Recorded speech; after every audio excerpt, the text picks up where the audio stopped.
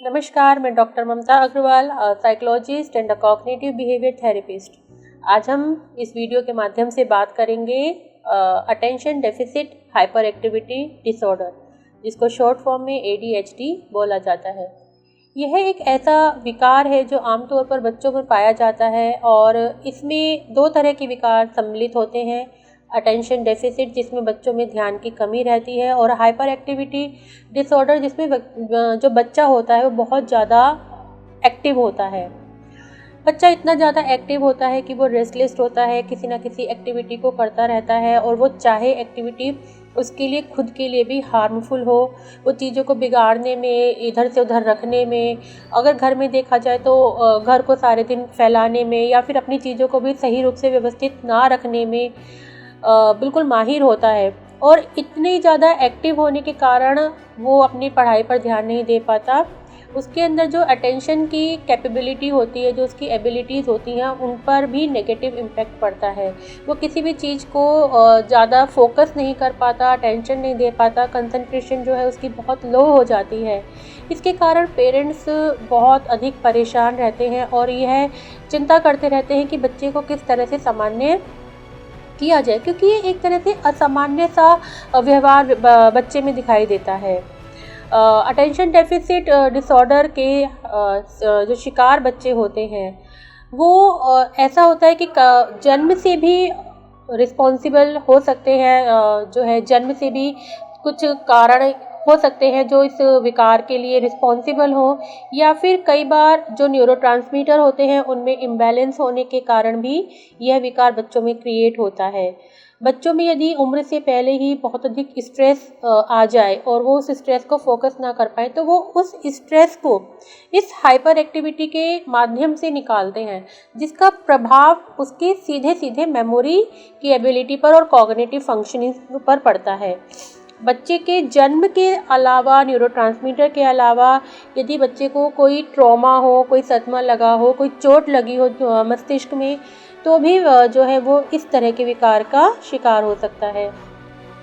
यह माना जाता है कि ये जो विकार है ये बच्चों में होता है और आमतौर पर 12 वर्ष तक इसका सॉल्यूशन भी हो जाता है। इसको सही समय पर डायग्नोज करके इसका सॉल्यूशन हो जाता है, लेकिन कई मामलों में ये विकार जो है वो किशोरावस्था तक या वयस्कावस्था तक भी, एडल्टहुड तक भी देखा जाता है।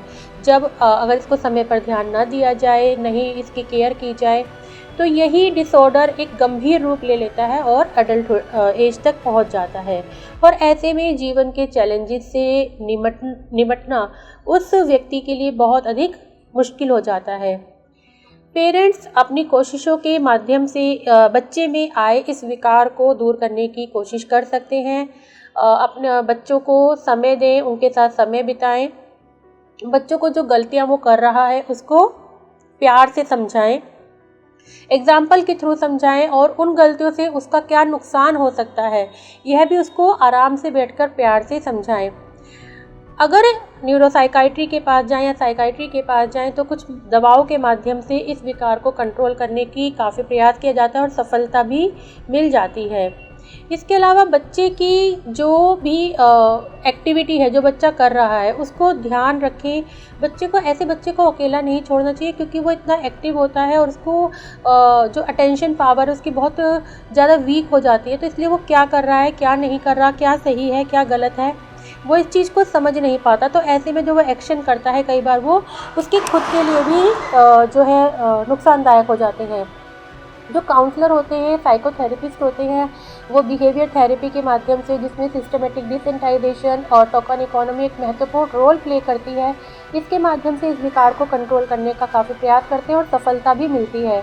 कॉग्निटिव बिहेवियर थेरेपी भी, जिसमें जो एक अच्छा माध्यम है नेगेटिव विचारों को पॉजिटिव विचारों में कन्वर्ट करने का और अपने विचारों पर अपना कंट्रोल करने का, वो भी इस विकार को कंट्रोल करने में, दूर करने में महत्वपूर्ण भूमिका निभाती है।